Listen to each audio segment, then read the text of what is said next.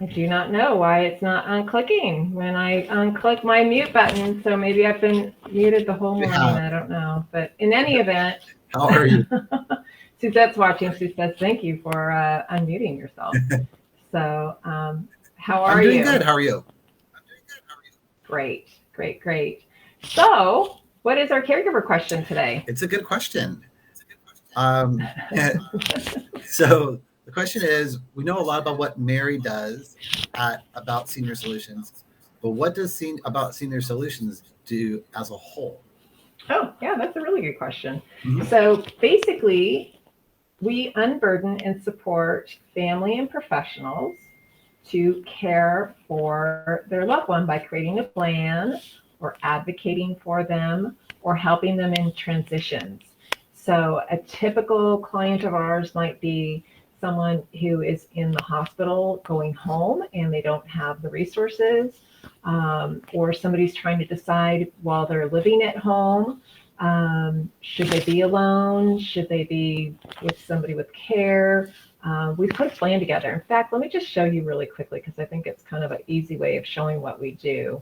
I put this little Venn diagram together years ago. I was sketching it out forever and finally decided, maybe we should just go ahead and actually put a little uh, nice diagram together. So basically, we look at what does the person want? What are their wishes?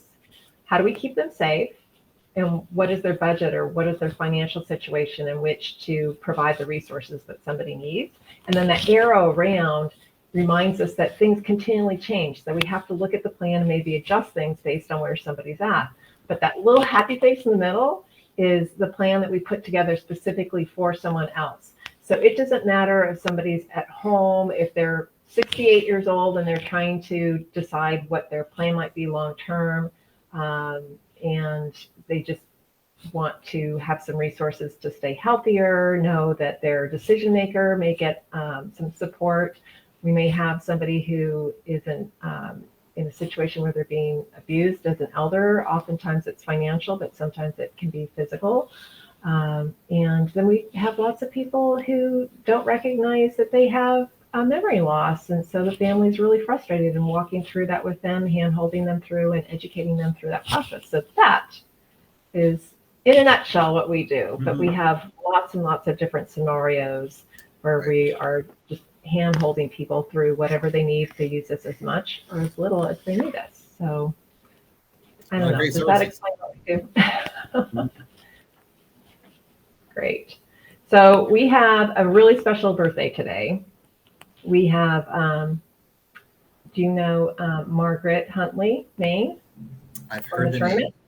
Of course. You've heard the name. You Yes. know that she turned 100 last year, and today is her birthday today. She's 101. That's So I'm amazing. going to go ahead and we're going to celebrate her a little bit today. So will you She's join doing us at the great end of too. the? Oh, yeah, yeah. And she loves to get birthday cards. Oh, does she? I know she has the Queens Club too. We'll talk a little bit about. We can even talk about it afterwards too. So let me go ahead and I'll see you at the end of the show. Sounds good. Have a great show. Oh, and tell us what's on the perk today too. I'm going to save it to the end. All right, sounds good. Talk to you soon. Let's see. So we'll go ahead and we will find Miss Huntley here and introduce her with her birthday.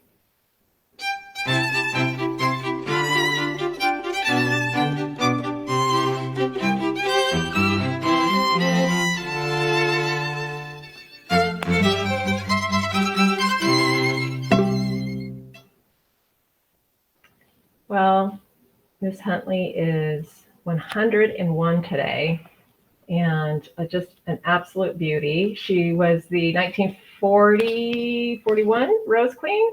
And let me put another picture up of her here. This is her, the day of her coronation and the Rose Parade. I think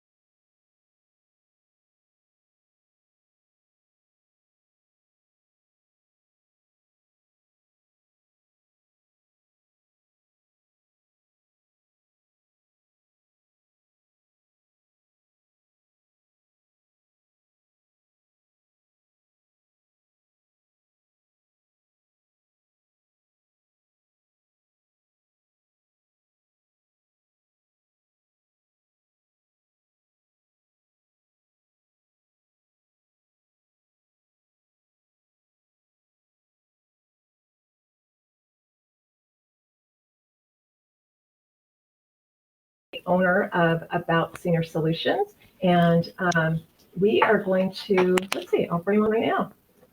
I'll take two, let's see, it'll be 3, 2, oh, there he is. Magically, he has appeared. I pushed the right button, Sam. I got you in.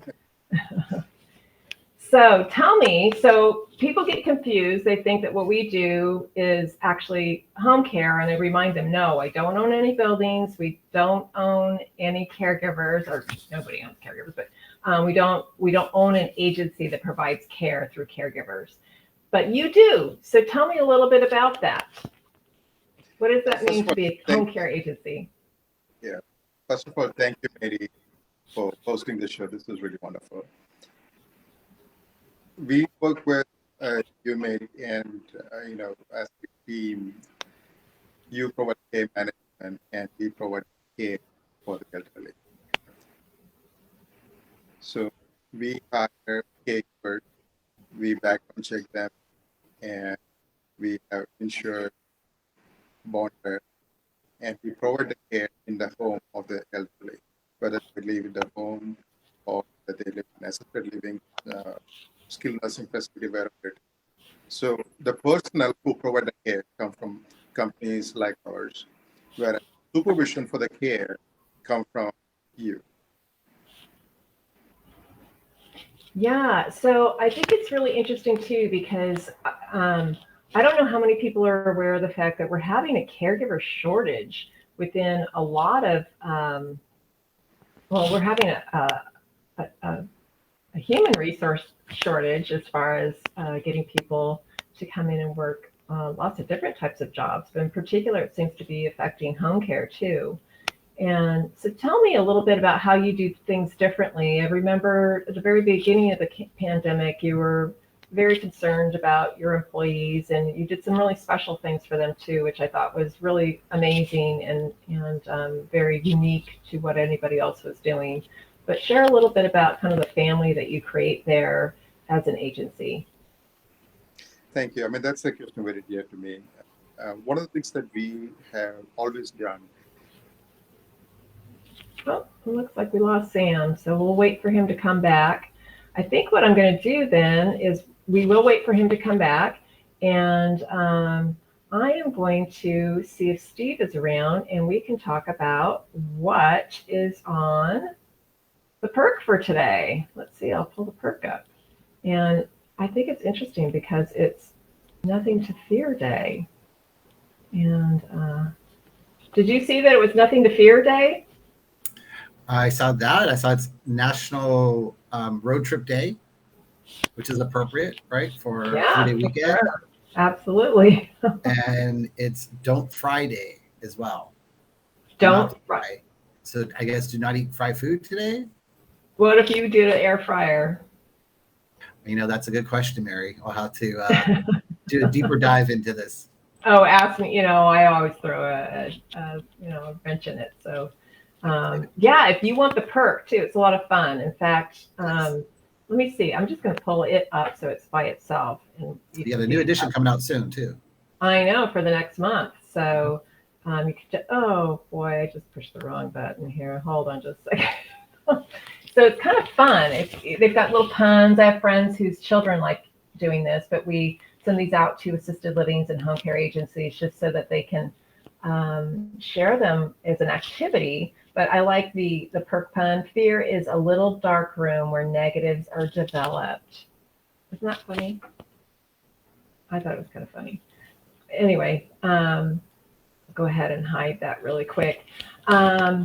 So yeah, and then we have the crossword puzzle too, or not? It's like a word search. And Word search, we'll show that in the stream too. So it's related. The words are related to the special day that it is that day. So let me see if we can get Sam back here too. What else is going on for the weekend? We have a long, lovely weekend for Memorial Day. Let's see. It's definitely stay off the freeway. I would dub it stay off the freeway day. Okay, that's actually good. A lot of travelers, especially on the road. Oh yeah. In fact, it seems like it's a little bit lighter right now just because of that. So let's see. I am hoping that Sam will come back. I'm also going to bring up our shape up form too, because this is something we developed. So all those people that are centenarians, people have looked over the world and researched the heck out of why somebody's 100 years old. And they put some definitive measures together. And I put something together called Shape Up. You know what? Sam is back. So let's bring Sam back and All right. take our Shape Up out. Come back to me later.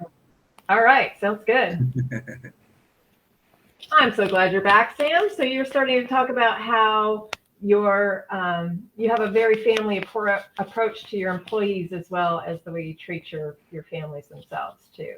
Absolutely. We have always treated our caregivers as our family.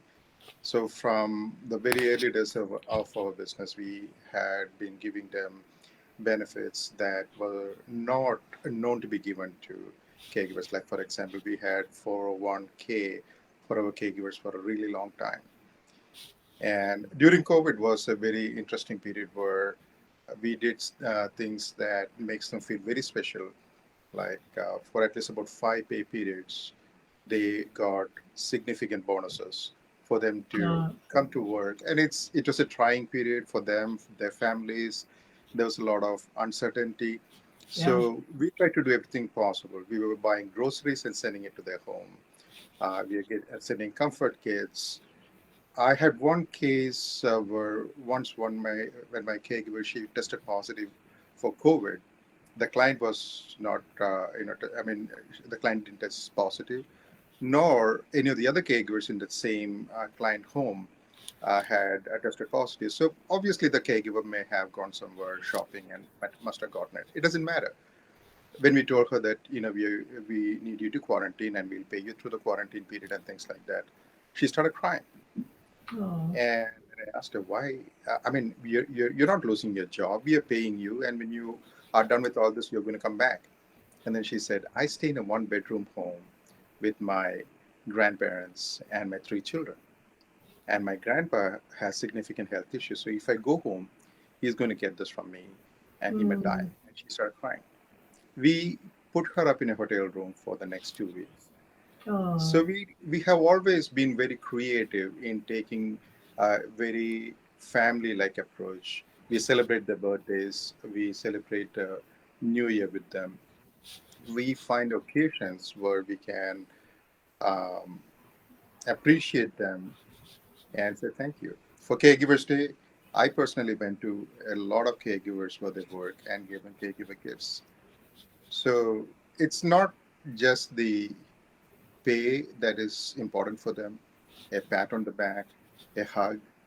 Sometimes when clients pass away, they are so close to the clients and they feel very emotional.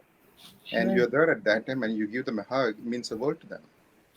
Yeah, it really does. And it's kind of interesting too, because I know over the years, home care has changed. It's evolved quite a bit. I know you've had your agency long enough. It was before licensing. And I think there were some very positive and necessary things regarding licensing. I think there were some things that were kind of put before the horse before the cart. But I remember you were going up and really advocating for the senior in Sacramento when some of this legislation changed. Well, it was prior to 2015 because it changed January 2015. Forever, it's changed the way home care is presented or has to be presented. Tell me some of the things that happened during that time period.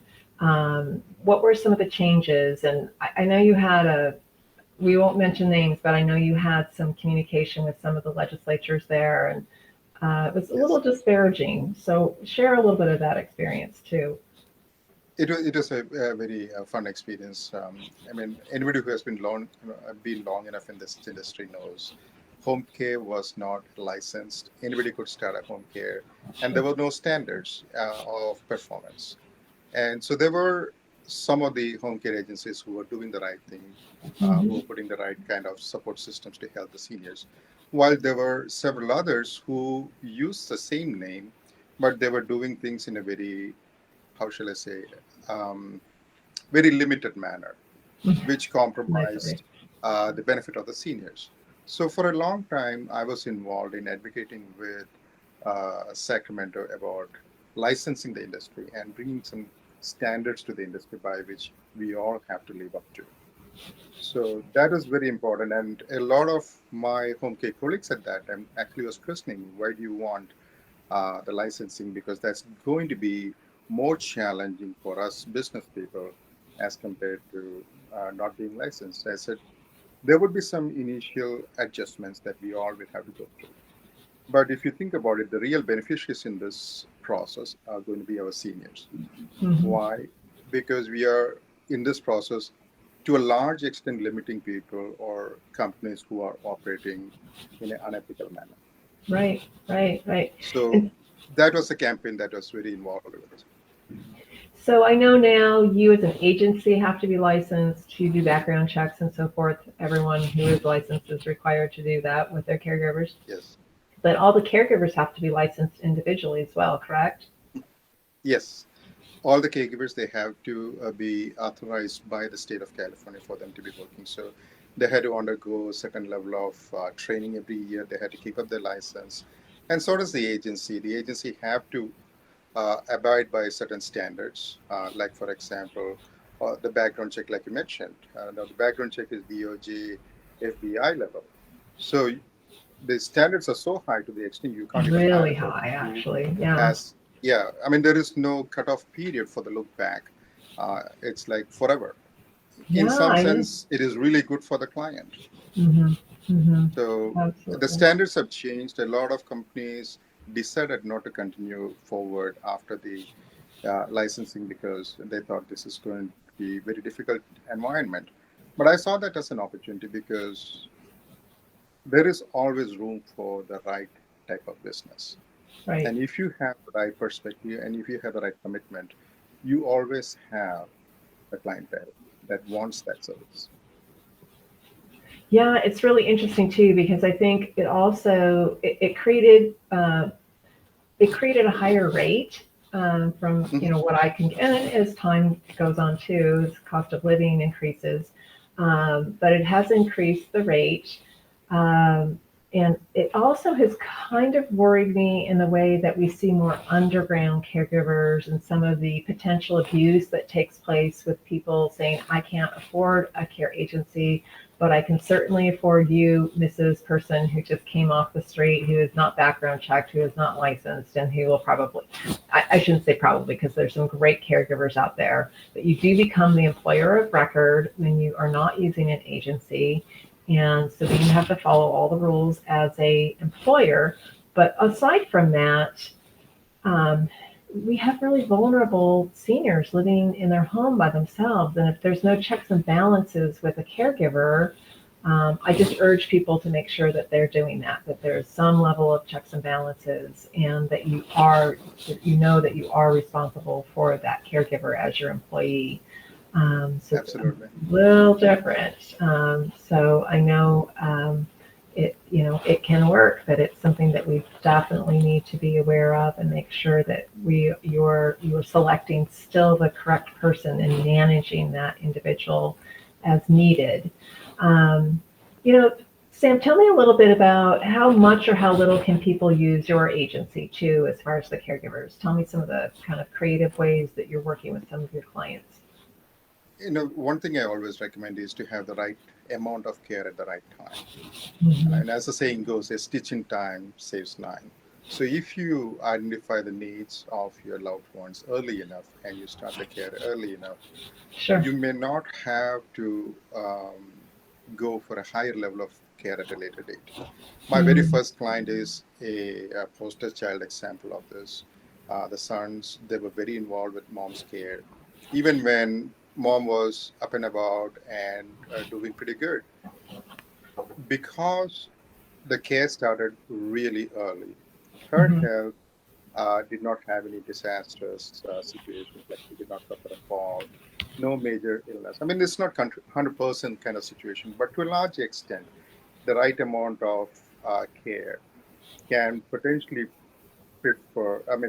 potentially prevent, sorry, a lot of catastrophic situations like falls and a smaller level of care, I would say, is let's say you can start with a 4 hour care. Start it a few times a week. Now, how it helps is if there is a spouse involved or other family members involved, it's a respite care for them. Absolutely. Yeah, It's so important for the caregiver to replenish themselves. I correct. have those And discussions with families all the time. as the need increases over a period of time, you can increase the level of care. But if you start early enough, our experience in most cases is they haven't needed the 24-hour care at a later stage. And 24-hour care, when it gets to that point, is where it gets really expensive. But if you're doing the 4 hour, 6 hour, 10 hour level of care a few days a week, that goes a long way in preventing a higher level of care at a later stage of their life. Sure. No, that sounds great.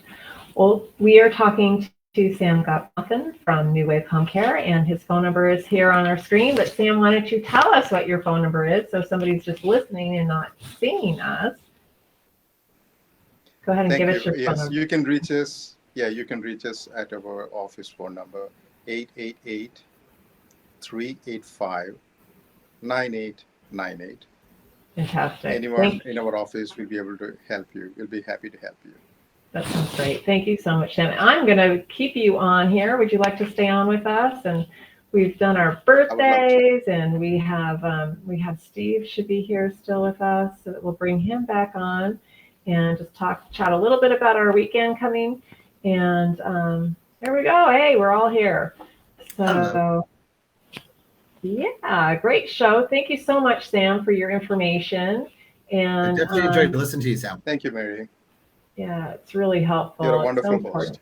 Well, I think the thing is there are some really great people out there, and when we struggle with a loved one, somebody that we're caring for, it just doesn't have to be that way. And so putting a plan with resources together is super important. And I just appreciate being able to kind of create that village around the person and make sure that they're well cared for. So when Stephen sees that that there's a good resource out there, I think that means that there's 100 others that are thinking the same thing too. So thank you so much. And what are you doing for the weekend? Anybody Go ahead, doing Sam. anything? Oh, it's my son's birthday that is coming up next week, so we might actually celebrate his birthday over the weekend. And I think, Steve, like you said, to stay off the streets on the Memorial Day, that's always a good idea to do it, right? For sure. Absolutely. How about you? What are you up to, Steve? Oh, well, as Mary knows, my mom's been in the hospital for a while. We start week 6 today. So spending time with her at the hospital and then trying to also look after my dad, who's now been home by himself for going on 6 weeks, which presents its own opportunities there. So that's my weekend. And honoring all of our veterans who gave the ultimate sacrifice for our country, for our freedoms, for all the struggles that we have in this country. It's, my opinion, still the best country there is to live in. And it's because of people who have fought and gave their lives for our freedoms. So just trying to spend Monday respecting that and honoring that. It's true. That's why we got the holiday. So think a veteran. Also it's also to think about those who've gone before us that we love. And so think about those great memories that you've had with people and making new ones over the weekend. And I will see you next week. Thank you so much, gentlemen. Appreciate it. It's great. Have a great weekend. You too. Well, let me see if we can find our little extra thing here. Here we go. Talk to you later.